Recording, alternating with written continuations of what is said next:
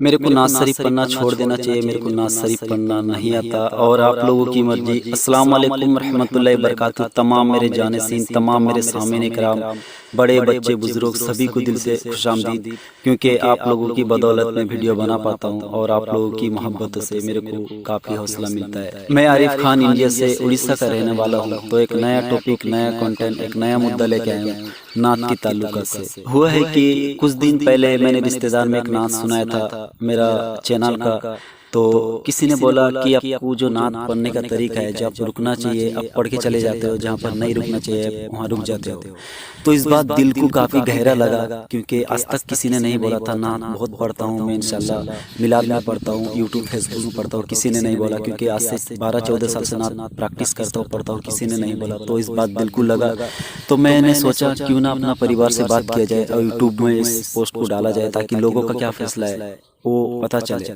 क्योंकि जब 10 लोग फैसला करेंगे तो सही फैसला करेंगे, सही या गलत या हकीकत में इस बात सही है। तो मैं आप लोग को पर ये राय रखना चाहता हूँ और आप लोग जरूर मेरे को कमेंट्स कीजिए। आप लोग इस नात को भी जरूर सुनिए। और नात का नाम है दर्द दिल में और सब्र कैसे करे। दर्द दिल में और सब्र कैसे करे नात है। आप लोग से यही गुजारिश है, आप लोग को अल्लाह का वास्ता दे रहा हूँ मैं, आप लोग इस नात को ज़्यादा से ज़्यादा सुनिए और कमेंट्स कीजिए क्या वाकई में मेरे से कोई चूक हो रही है या गलती हो रहा है या मेरे को नात पढ़ने का सही तरीका नहीं आता है। आप लोग को यही गुजारिश है, आप लोग को अल्लाह का वास्ता आप लोग जरूर इंशाल्लाह आप लोग कमेंट्स कीजिए, ताकि मैं अपने आप को और भी चेंजिंग कर सकूँ इंशाल्लाह, और बेहतरीन तरीके से पढ़ सकूँ और सामने वाला का सर नीचे हो और सच सामने आए, हकीकत लोगों को पता चले। तो आप लोगों को भी क्या मेरे नात शरीफ से अच्छा लगता है, यानी आप लोग जरूर कमेंट्स कीजिएगा। और मेरे को नात पढ़ना चाहिए नहीं, आप लोग जरूर बताइए, क्योंकि आप लोग सब हम लोग एक परिवार है। एक दूसरे को जब सोशल मीडिया से जुड़ते हैं तो एक दूसरे को जरूर देखते हैं। सभी का फैसला सबके लिए अच्छा होता है।